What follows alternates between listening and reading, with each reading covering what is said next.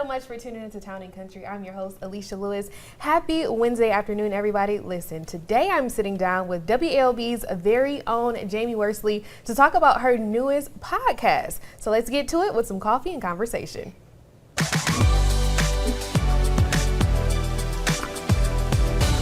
All right, Jamie, welcome to Town and Country. I couldn't be more happy to be here. I'm excited. Awesome, Thank absolutely. you. So you have a new podcast called Pining. Yes. So what exactly is that about, Jamie? So Pining is a podcast where we look into unsolved homicides or missing people's cases from across Southwest Georgia.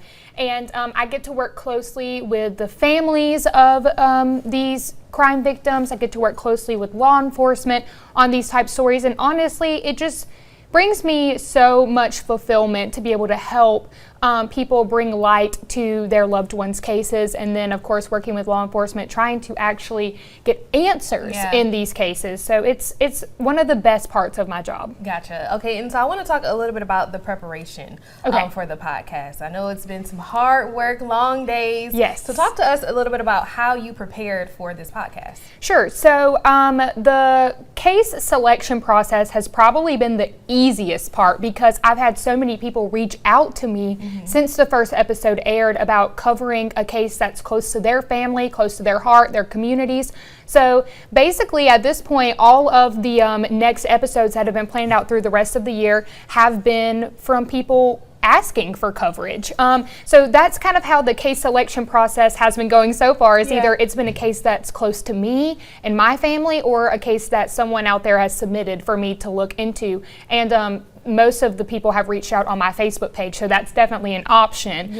If there's somebody out there who wants their case looked into, feel free to message me. Always looking for recommendations. And then once we select a case, again, that's when I get to work closely with the family members involved. So whether that be sitting down interviewing just like you and I are doing here in person or doing it via Zoom, I've been talking with family about the cases. We talk about mostly who these victims were as a person, because we don't look at them as victims only. They're people, and they lived real lives, and they were daughters and wives and sons and husbands, and you know, we try to really focus on who they were and who they would have become if their lives had not been cut short. And so that's my main emphasis, is focusing on who they were as people. So I use the family to do that. I talk to them about their memories and their hopes and dreams and things that, you know, they'll never get to accomplish, unfortunately. And so that kind of really builds the character for all of you listening who maybe haven't ever heard of the case or the particular person involved. And then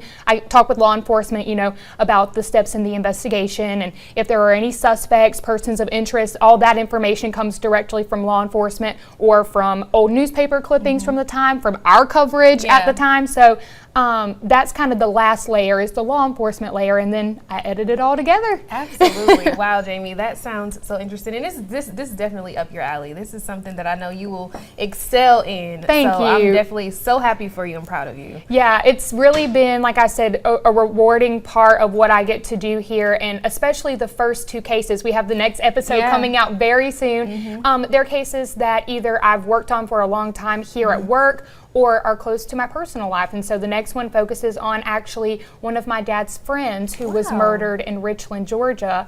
And getting into her case, I think, is really what sparked my love for true crime. I remember him telling me stories about her as young as me being 12, 13 maybe. And so I should have known that I was going to get into this field and do that, because ever since I heard the name Valerie Sellers, you know, she really just shaped my perspective on news and journalism and investigation. So I'm really happy that her family trusted me enough to share her case. Yeah, and so I kind of want to, I've been following your Facebook since the launch of the podcast, and I've been seeing so many great reactions from the community. So can we talk about that? How are they responding to this new podcast? So obviously, I'm not a professional podcaster at this point. I've only put out one episode, and then we have another one coming soon. But so far, it's been really good. That's awesome. I was a little nervous just because, like I said, I edited the whole thing myself. I didn't know if people were going to like it. You know, I didn't know if it was going to resonate with people, because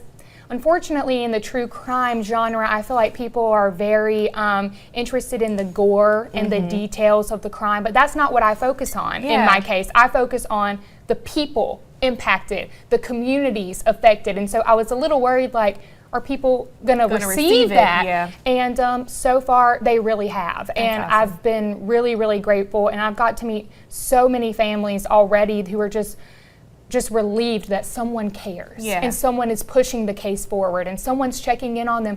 You know, some people, their family members have been missing or were murdered decades ago, and they haven't heard from anyone about their loved one in a while. And so just being able to be that for them, I'm just like really grateful that I'm in this position, I guess. And again, I'm so excited for you, Jamie.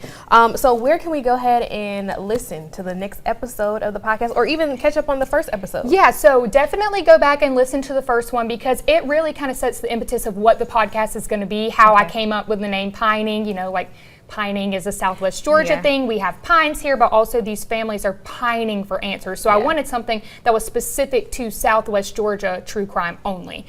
So that's kind of how the name came about. So make sure you go check it out. The first episode focuses on the disappearance of an Albany woman named Jessica Van Zant Dietzel. And she is the one that, again, kind of started it all for me here at WALB. Now, I've been involved in true crime my whole life, talking as, young as 12, 13 with Valerie's case, which is the next episode. But Jessica specifically is one I've been following since I got here to WALB. And so it was an easy choice to, highlight her case first. So that is available on WALB.com and on our app. There is an option on the sidebar menu on our website and on the app where you can go straight to Pining, a Southwest Georgia podcast, and it'll take you to the first episode. You can scroll down, listen to it, and you can share it with your friends on social media. And have a podcast party with Jamie. Yeah, I mean, it's really cool that people like listen to me in the car of course, and Jamie, all the you're things. awesome. So we love you. I'm really excited. And I'm truly inspired by you as my coworker. You know I love thank you, you. We Alicia. are sisters. Yes, so I'm very proud of you. All right, we're gonna take a quick break, but coming up, we're keeping up with Candace as she takes us inside of the